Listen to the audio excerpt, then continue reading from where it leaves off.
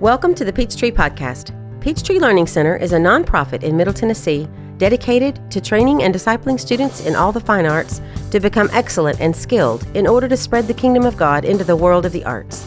On this podcast, we will discuss topics designed to encourage, uplift, educate, and equip people to proclaim the kingdom more deeply in their own families and communities.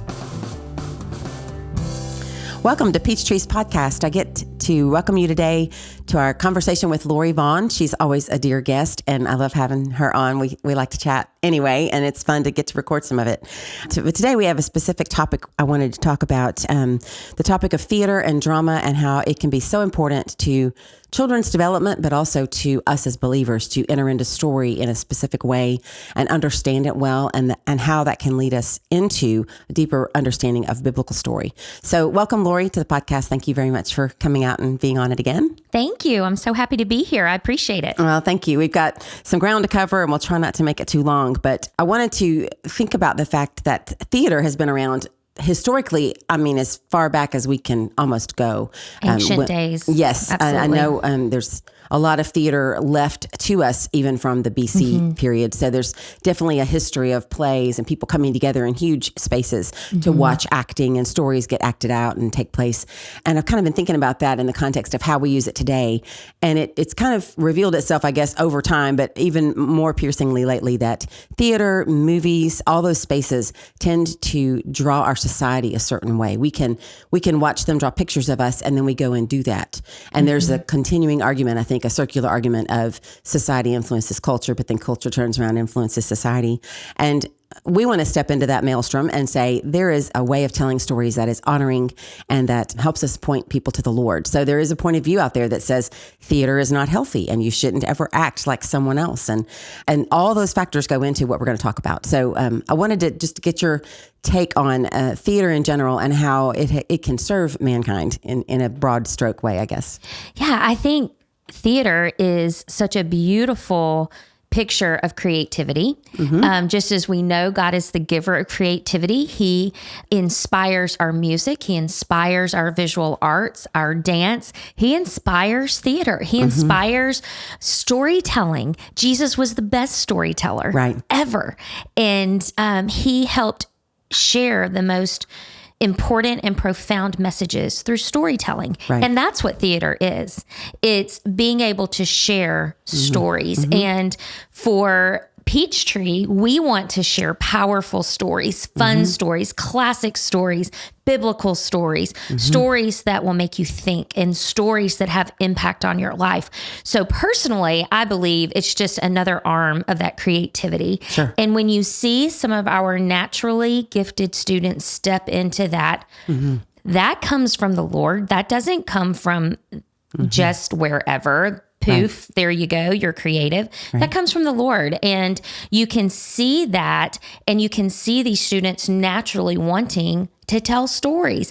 Children, preschoolers naturally act out and play. That's coming from their imagination and creativity that is God-given. And so why would you tell them, stop playing and acting now? You're big. It's not enough. We just take those ideas and that imagination and that play, and we turn it into telling powerful stories. Yes, that's a very good way of kind of condensing that down. It's been very exciting to watch the theater arm of Peachtree grow. And I know theater is used in a lot of different ways, but I've loved watching you use it to tell stories. And it's not just, we can talk about the empathetic position of that when you enter into a different character and you put on someone else's clothing, so to speak, that you're thinking about how that person would do things and how that person would look.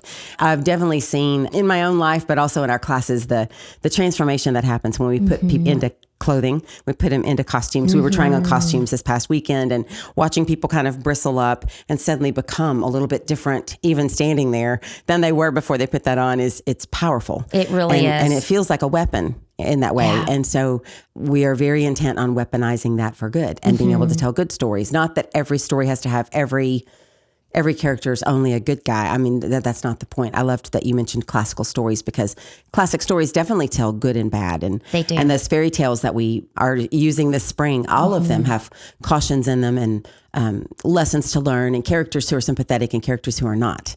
And it's important to know the difference. It's important to know that some characters don't deserve, not every character gets redeemed at the end. Not that they don't deserve it, but they don't all get redeemed at the end. It's true. That's a caution. It's true. Last year, we had the opportunity last spring to tell a very powerful story. Yes. We were able to parallel Corrie ten Boom's life with the life of a fictional character, but who was fashioned after a real life person from the Holocaust. And she was a guard, and she made choices that in the end, she was not redeemed, and she made those choices. And so we were able to parallel these two powerful stories and going into that space with our students each week. I mean, some may say, wow, that's too heavy for high schoolers to battle with and contend with. But we went into it each week with prayer. We went into it each week with really dissecting the story and understanding the good and the bad, and how the Lord took Corrie ten Boom's story and redeemed it, and how he could have taken, had this person been real, he could have 100% redeemed her story as well. And so it gave the students to, even though we were going into dark places with these stories, they were able to learn powerful messages. And it was one of their favorite things they've ever done. I think it really let them sink their chops into some meat, so to speak. Absolutely. They had to deal with some very deep things. Right. And it makes you self-aware in a different way too, which is a good tool to put in a child's set. Very important. So let's shift a little bit into speaking about the slate of plays we have coming up, because we've got several fun plays just in the next 3 or 4 weeks. So between now and the end of April, we're putting on a production of Jack and the Beanstalk with our youngest actual drama class. So it's the 8 to 12-year-old drama class, right? Yes. And tell us a little bit about that. It's one show only. It is one show only. And these are very young actors, yet they have had so much fun with this story. Jack tells date back to medieval period and come to us from over the pond, so to speak. Right. So our Jack tell is set in the Appalachian Mountains, and our characters are really bringing the story to life. We have music added in. Our music too on Friday, they are joining with us. Miss Lucy is playing for us, and this is such a fun story. But it also has a powerful lesson of a little boy who tends to be a little on the lazy side and who is not in reality, and a mama who's trying to help him understand the realities of life. And it's such an interesting story, but a lot of fun. Yes. A lot of fun. And we really hope that we pack out the house for these kids, because I'm telling you, you will be entertained. I sit back and belly laugh at some of the lines in this story. And they've learned to deliver them in a way that makes you laugh. They sure have. Sneak in the back quite a bit and just get to watch a few minutes here and there. And it's so fun to watch them really get creative with how to deliver a line, and those inner hams kind of get fed and awakened. Well, and what's interesting, and again, you can see it in our youngest actors all the way up to our high schoolers, you see them understand what it means to have stage presence. Right. And how does that translate into real life? Because are all of these kids going on to be actors in their adult life? Probably not.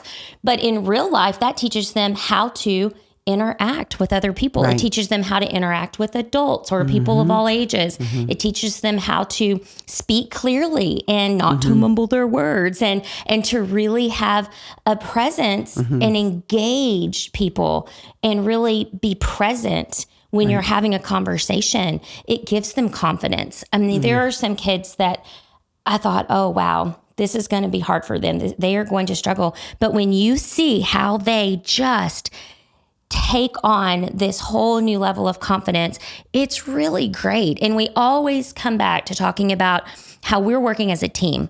This is not about any individual student. And again, this is a message we start with our 5-year-olds all the way up through our 18-year-olds. In theater and acting, you often see the divas come out, or you see this prideful persona come out. But one message that's very important for us is that we are a team. We work together. We operate in humility because we want to do what Jesus did. Right. And Jesus is a picture of humility. Right. And so we help each other. We encourage each other. We build each other up. And pride is not part of that at all. No. So it's really beautiful to see, even at the youngest age, at 5-year-olds, or 8-year-olds, 12-year-olds, 18-year-olds, that's the camaraderie we're building. That's the dynamic that we're building at Peachtree. Yes, which when we do get to those older actors who might want to go on and continue this, it's going to serve them well in other spaces. Yes. Forever, it's going to serve them well if they do go on and do theater, film, whatever might call them dramatically up. It sure It's going to be something that nobody's ever going to look down on them for being able to be a generous actor or being able to be a giving person in that space. So I love that we're being able to transfer that in a certain way. And then the second play we're bringing to life is Alice in Wonderland, which is a super creative story. It is. A classic tale from an American author this time, Lewis Carroll. So that's coming up, not this Friday, it's coming up April 19th. And that's one show again. Yes. So this age group is middle school and early high school age. So our students are learning how to step back a little bit to play and to use their imagination after sometimes you get to that middle school age and it's a little bit tough. It's like, ooh, let me be more reserved. And so we're really talking about how do we bring our best 100% to the stage and bringing these imaginative characters to life. It's a story that's well known. Most of us know the general concept of Alice in Wonderland. Yes. And so it's giving our students an opportunity to really stretch their imaginations and think about the absurd in some cases, but also how we really need to have focus and purpose in our lives. And the characters in this story don't necessarily have that. So there are always lessons to be learned, but it is very creative and our students are working so very hard. So I do encourage our listeners to come and see them perform Alice in Wonderland. It's going to be really fun. The sets are really just colorful and imaginative and creative. I've loved watching all that come to bear, and having a class on Fridays now that helps with that is also been fun to watch because I think they've really gotten engaged with that side of building things for the plays. Yes. And we're being able to be creative with the space because the spaces we're using are not huge. So it's been really fun to watch all that come together. You do a fantastic job making everyone feel a valuable part. Even the set builders are feeling very included and valuable, which they are. Really, absolutely. Really and you know, we really want our students to take ownership in that. And so as an artist myself, a visual artist, it's sometimes I have to step back and say, you know what? You imagine this, you create this, and I give guidance, obviously, but I want them to feel the ownership in that. And that's really important. Yeah. And then we're wrapping up our theater season with the last weekend in April and then one more show the first part of May. We're doing 3 shows of The Lion, the Witch, and the Wardrobe. And I'm just so thrilled about this play. It's going to be such a powerful story. I mean, it always is, but it's going to be so powerfully told. We've been able to obtain some really beautiful costuming. We've got some great sets underway. We're doing some really creative things with sound, and it's going to be very well heard in this space. And then we've even got Miss Lucy on board, and she volunteered to come and write some really beautiful soundtrack music, so to speak, some transition / soundtrack. So we're going to have some original music to go with that, and it's going to be really powerfully told. So I'm very excited about that for our oldest group. I think they seem super pumped about being able to do it more than once and being able to have a little tour, as they say. Getting to go to 2 different spaces and do it is going to be really exciting. And a whole new level for us. Absolutely. This high school group that has bonded and come together is just, it's just one of my favorite days of the week to be able to work with them because of the camaraderie they have built through this theater program. And I love watching them interact. I love how they encourage each other and they are on each other's team. They truly are. They are. And when we presented this idea, I said, guys, I think this is the play that we're going to do this year. They were very, very excited and have taken such ownership over their roles. And it's been really exciting to watch. So I feel like any audience member who is sitting in their seat, they're going to look and see, wow, these students, they want this. They want to tell this story well. And it is such a powerful story to be told. Yes, it's fantasy and imagination and creativity, but it all points to Christ. Such a beautiful picture. Such a powerful story. Yes, I'm very excited about the seeds that are being planted in them all of the dramatists really, but in the high school group with this play, the seeds that they're receiving of just how to tell a really good story in a fresh way, because you're pulling it to life in a different way from just reading it. Right. I was very, very proud of the students who hadn't necessarily read it or hadn't read it in a long time. Yes. Going and finding copies and going and reading the book themselves so that they Yes. understood the story on the front end better.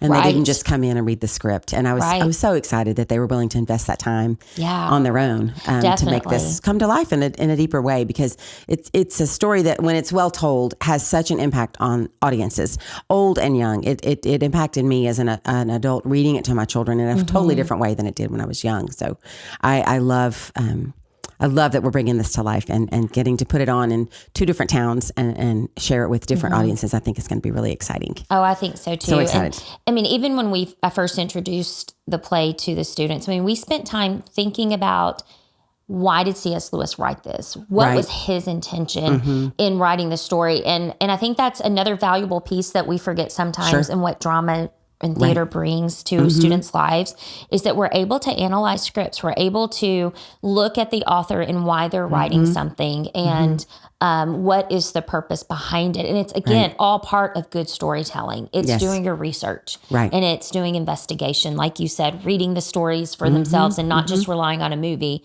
that's been made, even though a great movie was made about it. A great movie was made, yes. And good plays have been done. Great plays have been done, but it's important to do your own research. And that's been a really fun part for me in sharing those stories with the students. Absolutely. It's been beautiful. I've loved this season. I've loved watching this year come to fruition this way, and getting to have such big fruits come off of this tree that you've really carefully sown into. I'm very excited to watch all of this come together under your tutelage. So I'm very thankful you're here and doing all this. It's been a very powerful year in this department, and been very excited to watch these stories that serve our theme so well, because they are stories that they are roots of culture, and they've been around for a long time. Lion, Witch, and the Wardrobe, I guess, is the newest one, but it quickly became a classic and a staple for people to read. And so it's very exciting to see all this come together. So we're very pumped about it. If you can come to Cookeville any of these next 3 Fridays, or Saturday the 27th, or come to Sparta on Monday, May the 6th, we've got shows for you to watch that'll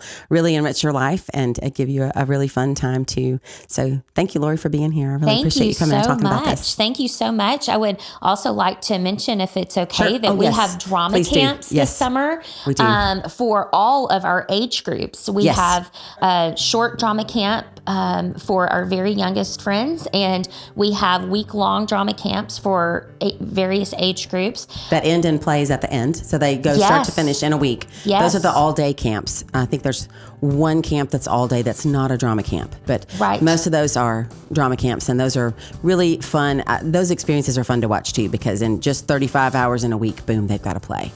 And then I also wanted to mention, I'm glad you reminded me, we wanted to mention that we're adding a drama class here in our Sparta space this fall for beginning dramatists. So we've already got the intro to drama class here on Mondays, and we're going to add a drama 1 class. So for up to about 12 years old, we would love for you to come and join us in this storytelling experience. Yes. Thank you so much, Ms. Tabitha. Absolutely. I appreciate it. Thank you for being here, Lori. My pleasure. Always a pleasure. Thank you so much for joining us today.